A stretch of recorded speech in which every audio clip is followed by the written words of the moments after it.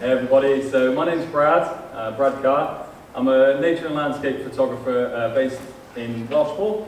As you can see, I have a fondness of trees. I picked up a camera about 5 years ago now to connect, or rather reconnect, to the planet. I believe that we're all from the planet, so I've gone back to kind of understand what she can do for us in terms of well-being, health, and connection, and kind of conscious, global consciousness. So I'll begin with my childhood, really, because that's where this all began. So I was born into a rather chaotic environment. I had three father figures in my early life, and it's safe to say that none of them really knew how to have a conversation.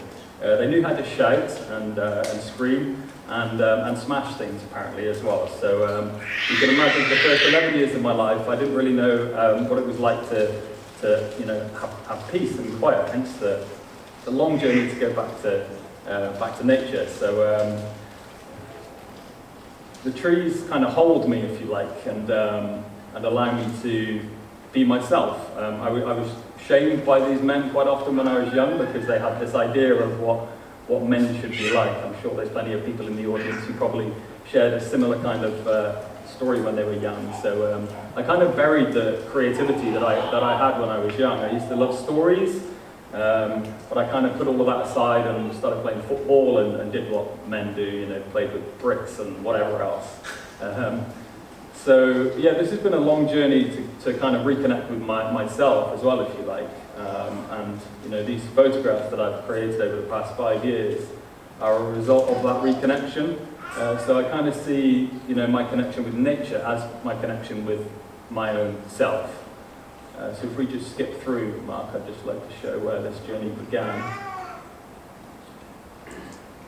Just skip through a little bit fast, if we could, Mark, to I think it was slide 21. So my photography origins, around the age of 25, I went through my first breakup. And I was very depressed for a little while. I remember one night laying in my room just thinking, what has my life come to? I had a job that I didn't really enjoy, and I was kind of going through this process of, reflecting and just thinking, what am I going to do with my life? So I took my phone camera up one day and took a picture. There's me on the left. That's the first photograph that I took with the intention of telling a story. And then I went through this transformation process to kind of transform my physique, but I didn't realize that actually I was transforming my mind all along. So of course there's a physical representation of the transformation on the right hand side there. That was me at 19, would you believe, in the left side of that picture. I know I look around 12, but I was 19. So yeah, I mean, that's the physical transformation. The kind of mental transformation, well, that's just another story altogether. I don't think I could have imagined being up on a stage back then, although I could imagine it because I actually projected that I would do this one day. So, those kind of thoughts come through, but at the time there was no chance I would. So I got pretty bored of taking pictures of my biceps, and if we skip forward to the next clip, Mark, I then went outside. Yeah, so there's a quote I included. It's by John Muir, who's an old naturalist as well. I don't know if anybody in the audience has heard of John Muir, but it's I only went out for a walk and finally concluded to stay out till sundown. Well, going out, I found, was really going in. So my journey outdoors was a way of kind of going into my own self and my own life, and nature provided me with a platform to sit and reflect upon that. So if we could skip forward one, please, Mark. So yeah, there's me, pistol Freya. That's the first day I actually took a proper camera outside. It was my sister's camera, and she reminds me every day that I've got her to thank for the fact that I'm now making a living from my photography and doing things like this. So I took the camera out, and I mean, there was a picture of me there, but if we skip forward a couple more, I then turned the camera outwards and started to connect with nature itself. Yeah, so I spent a lot of time in my solitude then to figure myself out. So there's another quote there from a Greek philosopher. Nowhere can man find a quieter or more untroubled retreat than in his own soul. So what I found by going outdoors and just spending my time alone, I liken the tree branches to actually kind of untangling my mind, really. to make sense of my youth and a lot of the psychological impacts that the words of people had on me when I was young. So, I mean, I bought into those words and I believed them, but actually they weren't a part of my identity because they're from somebody else. So I'd sit in nature and just reflect upon all of these things that I've been told, and really helped me to make sense of my life. So if we could skip forward again, Mark. So my photographs then started to reflect the solitude that I was in as well. I really had a liking for lone subjects. Some of the early stuff was with buildings, and now it's just solely nature and really just trees. So if we could skip forward again, please, Mark. There we go, there's a tree from 2020, that's over in Welshpool. So if we could skip forward again. And again, please. And one more. So I liken it to, I was looking for photographs. I mean, yes, they're trees, but they're stories of myself within them as well. So every kind of photograph that I've created has a lot of them are personal meanings. A lot of them I don't share too much about, but some I write about quite openly and talk about what they mean to me as well. And, you know, it's kind of photographing myself through the lens of the camera. If we could skip forward again, please, Mark. So there's a word that I got kind of steered towards recently when somebody looked at my photographs, and she mentioned that they brought a sense of catharsis to her. And I said, what the heck does that word mean? Well, it's the process of releasing and thereby providing relief from strong or repressed emotions. So what I realized when I sat in my, reflection process, and I'd sit in my journal, because I also love to write as well, and I think that's been a huge impact on me, is the writing process and articulating my thoughts.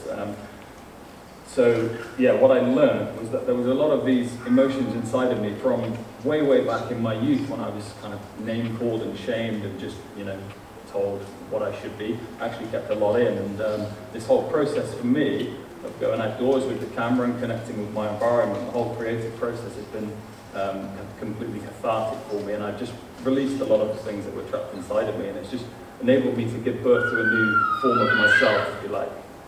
So if we could skip forward one more time. I'm just going to read you something from an essay that I published on my website. So there's a quote here from Pema Chodron. Well-being of mind is like a mountain lake without ripples. When the lake has no ripples, everything in the lake can be seen. When the water is all churned up, nothing can be seen. And then this is my writing to follow that. When all is calm in my surroundings, I can hear my truest self. I know that the voice that I need to listen to is the one that is buried deep inside, behind society's constructs, and beyond the limiting beliefs that have descended through generations and placed upon me by my peers.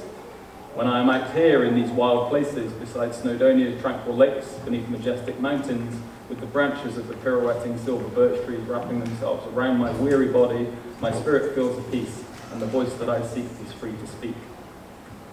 If we could just send that forward one more time, please, Mark. Okay, so piece of writing there, that found its way into one of my essays. I've also turned a lot of those essays into a book called A Year Amongst Trees. It tells the story of my journey into woodland photography, because I started out photographing mountains and all kinds of other things. But really over the year of 2021, I found my way into the woodlands and I turned it into a book. And I'm just working on book number 2 at the moment.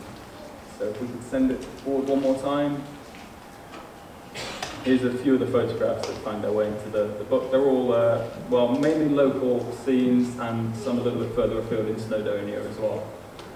Let's go forward, please. And one more time. You probably noticed that a lot of my photos represent, they're all pretty peaceful and tranquil scenes, just really reflecting my emotional state when I'm outdoors in nature.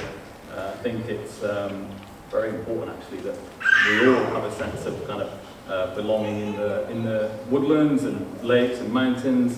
I hope that my talk can kind of inspire some deeper thought about why people actually go there and what it brings to them as well.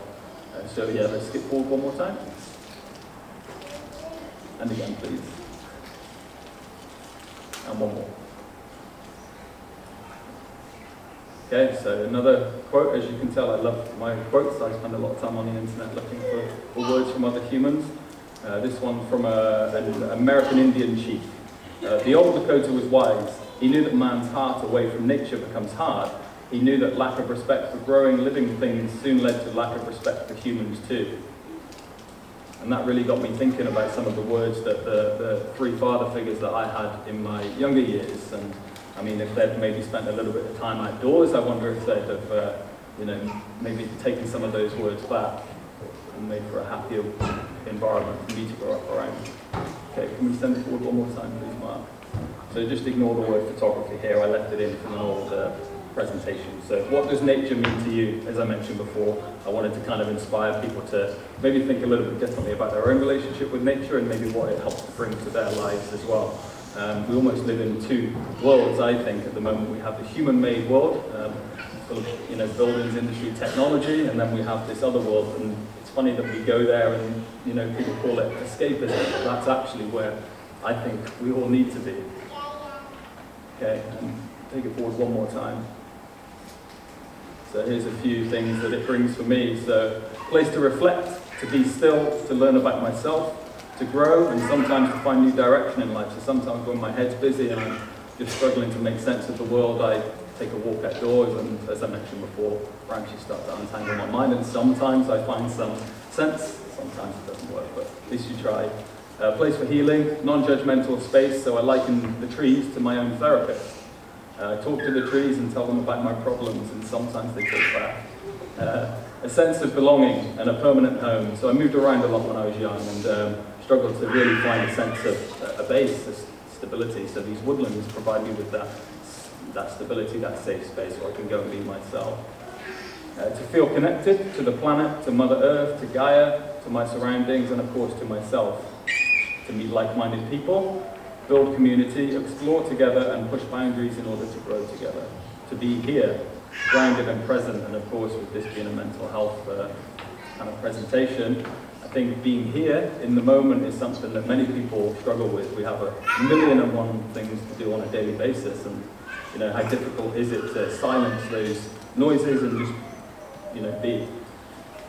To study nature, learning her ways to gain wisdom. It's developed a lot of patience in myself and stillness as well. I mean, it's really interesting to have observed my own life over the past year or two, especially when I'm sat outdoors and I'm doing some writing on benches. People love to come and gravitate to me and sit and tell me a lot of their life stories and problems, which I think is quite interesting. It's like I can go to nature for them to do that to me, and then people come to me to have it for them as well. So new footpaths equals new neural pathways in the brain. I think if we want to change and grow and be different, I think there's no greater kind of thing for that than taking a walk on a footpath outdoors that we haven't walked before. And of course, general well-being, mental, physical health benefits, breathing fresh air and exercise. Thank you. That's finished.